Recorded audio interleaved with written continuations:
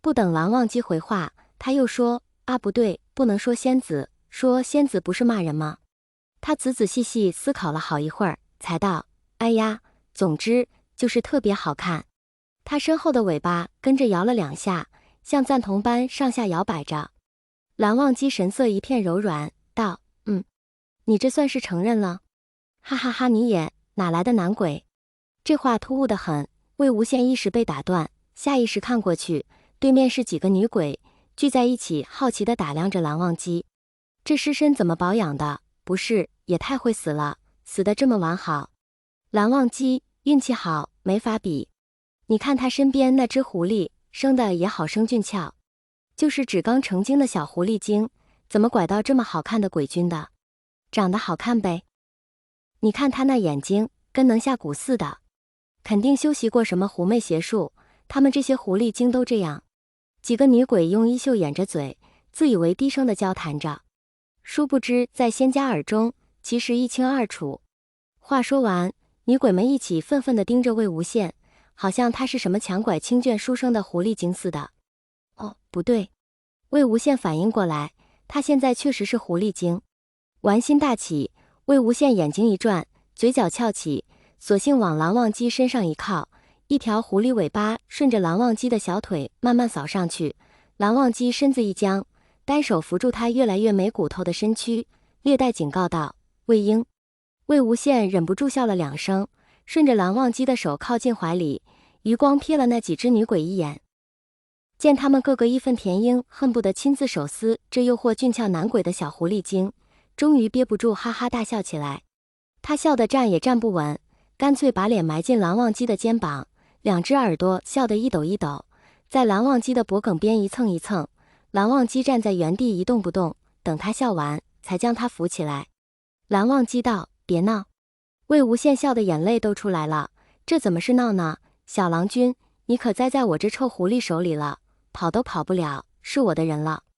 蓝忘机看着他笑得放肆无比，道：“魏无羡笑道：“什么你怎么什么都呢？我开玩笑的，你还真想被狐狸精拐走啊？”蓝忘机道：“不是。”魏无羡道：“不是什么？”好了好了，不跟你闹了。这么走下去也不会有多少收获了，我看咱们直奔主题吧。他抽出陈情，指着远处的一间小屋。那小屋比起鬼市上千奇百怪的其他店铺，实在是太过普通了。要很仔细的看，才能看出那上面挂着一块破旧的木牌，上书情报屋。鬼市里的情报屋，贩卖的自然也是些鬼怪间的奇闻异事。魏无羡对此早有耳闻，但还从未亲自去过这种地方。